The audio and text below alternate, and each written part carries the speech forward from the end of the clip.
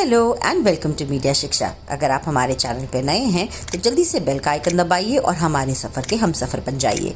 आज हम शुरू करेंगे एक नए चैप्टर के साथ एडवर्टाइजिंग के, जिसका नाम है AIDA यानी आइडा मॉडल ऑफ एडवर्टाइजिंग। ये एडवर्टाइजिंग का एक बहुत ही इम्पोर्टेंट मॉडल है और हमें बताता है कि किस तरीके से एडवर्टाइजिंग अपना इन्फ्लुएंस एक व्यूअर पर करती है। आइडा का पहले आप मतलब समझ लें, ये एक एक्रोनिम है, यानी कि एक बहुत इम्पॉर्टेंट डेफिनेशन को छोटा बना के बोला गया है।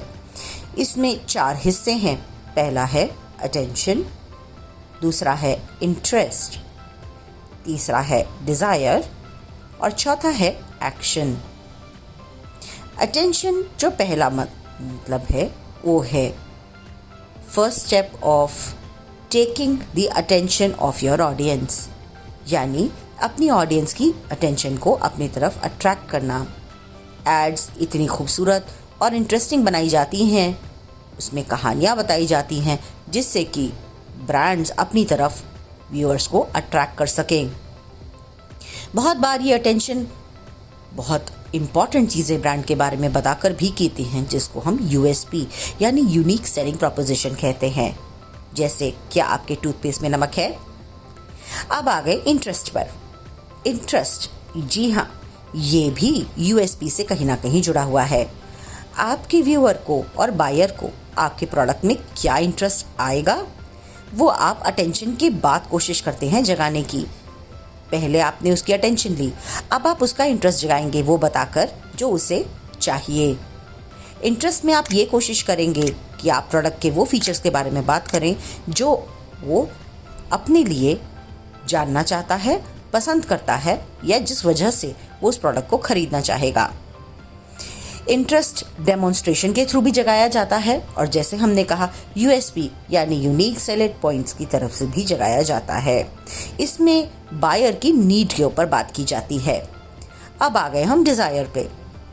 जी, जब इंटरेस्ट जगेगा तो डिज़ायर भी जगेगा उस चीज़ को खरीदने का। हम ये कोशिश करते हैं कि हमारा व्यूअर बहुत इच्छुक हो जाए हमारे प्रोडक्ट को ट्राई करने की, खासकर अगर वो मार्केट में बिल्कुल नया है या पहली बार उतर रहा है।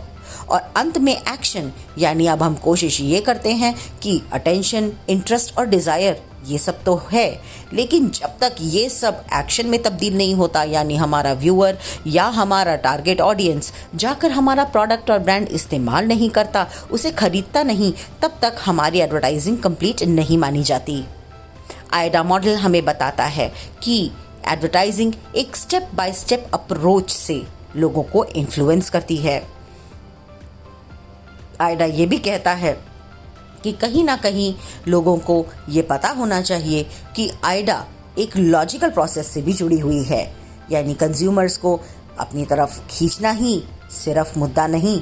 मुद्दा ये है कि एडवर्टाइजिंग इतनी समझदारी से लिखी जाए और इतनी समझदारी से अपनी बात कहे कि लोग उसे सुनने, देखने और फिर अल्टीमेटली उसके ही ब्रांड और प्रोडक्ट को इस्तेमाल करने के लिए मजबूर हो जाएं। इसमें बहुत सारी अपील्स भी इस्तेमाल होती हैं। उन अपील्स की बात हमने एक अलग चैप्टर में कही है, जो आप मीडिया शिक्षा के किसी और एपिसोड में पा सकते हैं। आइडा एक बहुत ही फ्लेक्सिबल मॉडल है और ये print, electronic, newspapers, radio advertising, digital advertising हर एक में अप्लाई होता है, क्योंकि प्रोसेस तो सभी एडवर्टाइजिंग के लिए सेम होता है। साथ ही आइडा मॉडल ने बहुत ही आसान तरीके से हमें बताया है कि कंज्यूमर बिहेवियर कैसे काम करता है और खासकर एक कंज्यूमर की जर्नी एक ब्रांड के साथ कैसे आगे चलती है। और आइडा मॉडल ये भी कहता है कि आज के डिजिटल एज में कंज्यूमर्स बहुत पर्सनलाइज्ड मैसेजेस मांगते हैं, इसीलिए उनके लिए इंटरैक्टिव एक्सपीरियंस बनाना बहुत इम्पॉर्टेंट है और 2 वे एंगेजमेंट भी ज़रूरी है। तो आइडा तक बात यहाँ रही। इसके बारे में हम आगे भी कभी बात करेंगे। आपको भी बताना होगा कि आपको हमारा ये सेगमेंट कैसा लगा और प्लीज़ ये हमारे कमेंट सेक्शन में आप कमेंट करके ज़रूर बताइएगा। हम कोशिश करेंगे आपकी मुश्किलों का जवाब देने की, या आपको किसी भी चैप्टर पर एक्स्ट्रा नॉलेज चाहिए तो उसके बारे में प्लीज़ कमेंट में बताइएगा।